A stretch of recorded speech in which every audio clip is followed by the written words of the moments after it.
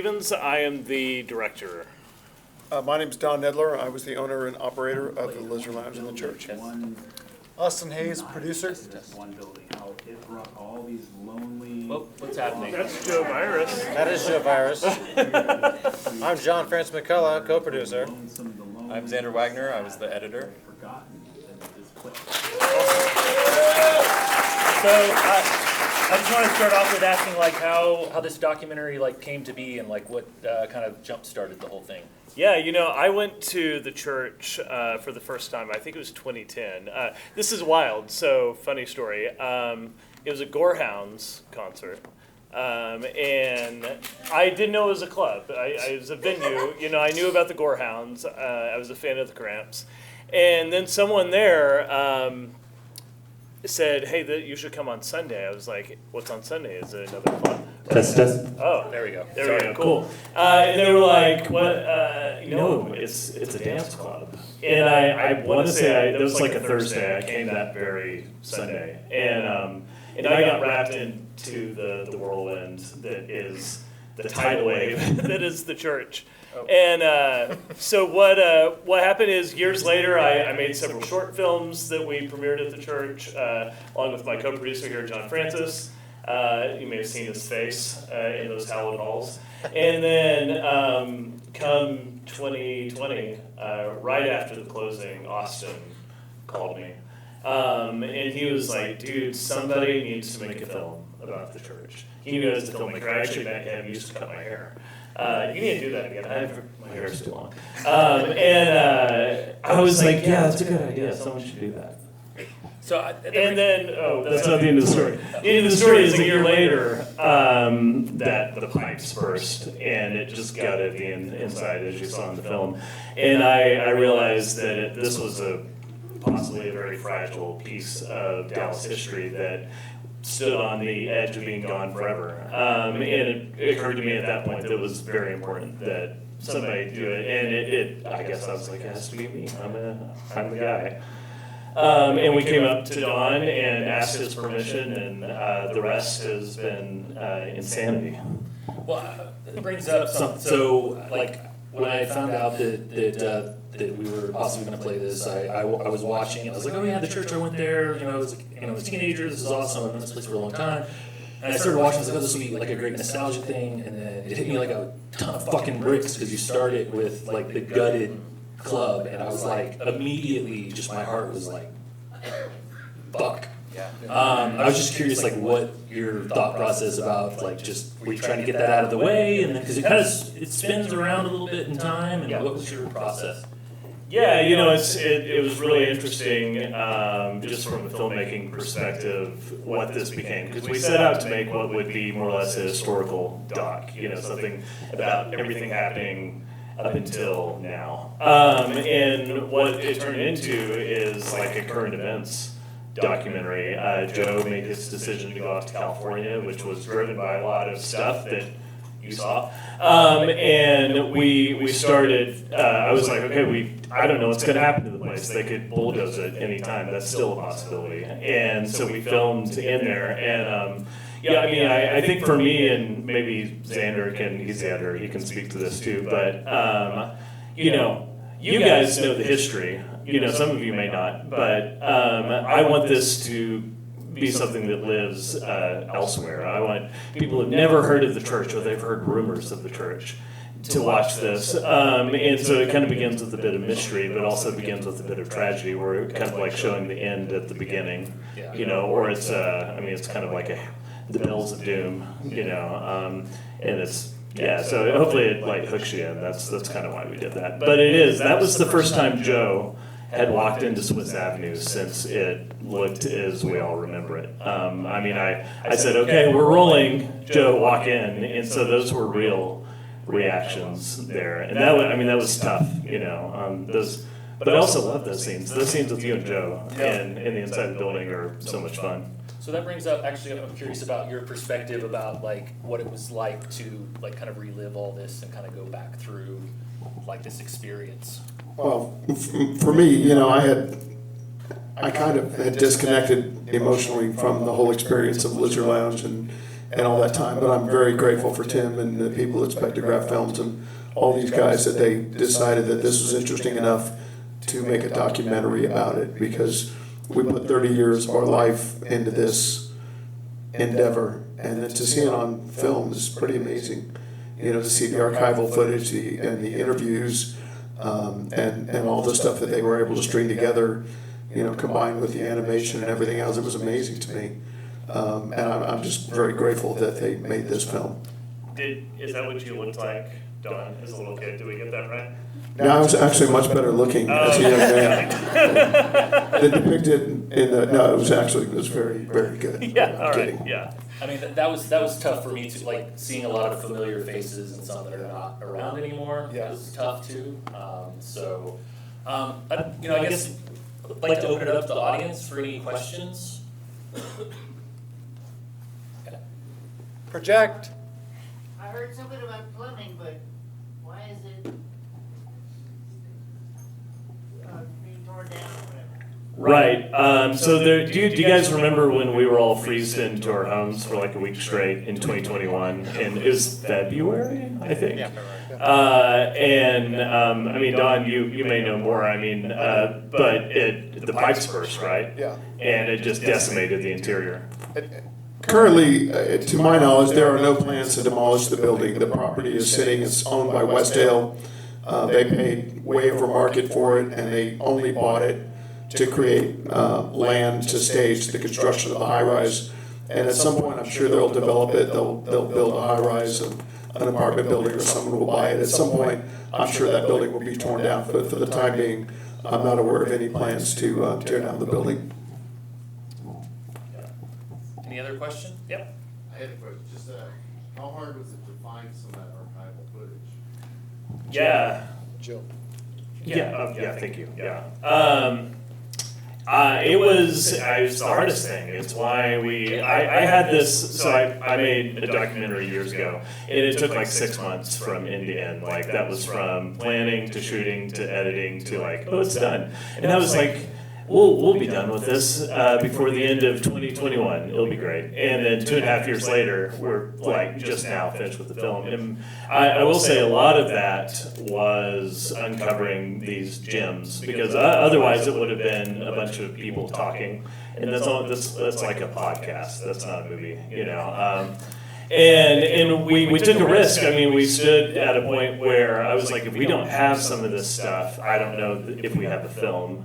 And so I put a call out to the Aether, and Austin helped me a lot, and Don, and we just said, who has things? You know, look in your closets, look in your attics, and we found these incredible. Like, my favorite thing is Jeff Kay found this photo of Zymox doing a sound check at Empire in 1988, and I'm like, Jeff, this is the oldest picture of the interior of that building as it was, you know, as a venue. He was like, oh shit, I remember that. His wife took that actually. So we found tons of that. You know, some of the videotapes that came from somebody that was actually thinking about making a documentary nearly 20 years ago and just like forgot about all of it in a box. Michelle Tony. Michelle Tony, yeah. And so she like mailed that to me. She lives in Washington now. So it was my favorite part. I feel like I'm in like a Dan Brown novel, like, you know, going through these boxes and scanning, and I gave everybody scans of their photographs as well. One thing I wanted to mention, so I meant to say this earlier, so the screen tonight, here, you do it, dedicated. Yeah. There are many people within our community whom we have lost. And for me, this has always been a document towards the lost, the lonely, but never the forgotten, because we made this, and we made this for the entire community. Those who are still here, those who are gone, and those who will be gone, but will be remembered through this, through you, and thanks to this man right here. So Jill, Courtney, and the many others whom helped us create this community and this documentary who had passed during the making of this documentary. And I know that there are names that I'm forgetting, but you will remember them and they will live on through this community and through you. Yeah, so this screen goes out to Jill Rasco.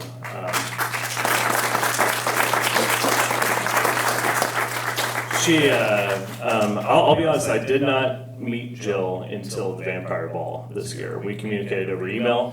She sent me these just beautiful film photographs of the church. Some of my favorites are those very ghosty images that we ended up using in the haunting section, but actually those photos are all over. And I met Jill, Danielle, how long ago, is Danielle still here?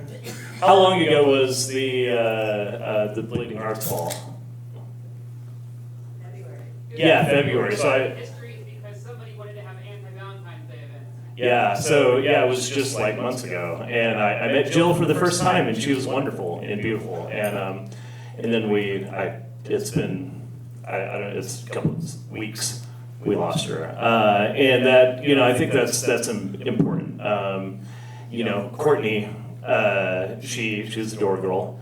She wanted desperately to be in this film, and we scheduled her for a weekend where we were all filming at Panopticon. Byron let us use the old space, and she sent me a text and said, "I've been coughing all night. I feel terrible. Can we reschedule?" And I was like, "For you, yes, absolutely." And then we all saw on Facebook Monday morning, so that was like Saturday, Sunday, Monday, and we hope that for her and not to bring the energy down here, but we hope that for her and the many other people that I just we can't name because it's hundreds. We hope that this film does them justice, and we hope it does y'all justice because this is your story. So we have time for one more question. I'll take it. Awesome. All right, first of all, compliments and question. Amazing film. Congratulations to all you guys, everyone here. Everyone that was involved in that film, I think you guys did an excellent job of creating a legacy for this community. I can't really, I never had an experience there, but the film very much put me in that place. And it was such an open and vibrant, welcoming space. So great job, congratulations, amazing. I did want to ask, some of my favorite parts of the movie were the animation sequences, because it almost felt like it was a flyer that came to life. That was the idea. you got it. Yeah, there we go. So I wanted to know, was that an idea that you guys had from the get-go when you were first making it, or did that organically kind of start to happen the more archival footage started to pull? Yeah, I always had, when I think about stuff, I always think about it from a branding perspective as well. So I have the look of Dark Sanctuary was in my mind before we started, and it was this kind of cutout, punk, DIY flyer sort of look. But what we found, and this came out with Joe's interview, and yours as well, is, Joe and Don are incredible storytellers, and, he just, I'm telling you, I know I've said this to some of you before, but we recorded 9 hours with Joe. We filmed one day, and we were all exhausted, and he goes, and I'm like, dude, we're like 45% through all the questions I have for you, and he's like, oh, are you free tomorrow? So I was like, okay, we came back, and we filmed another 4.5 hours, and we filmed 3 or so with you, a lot.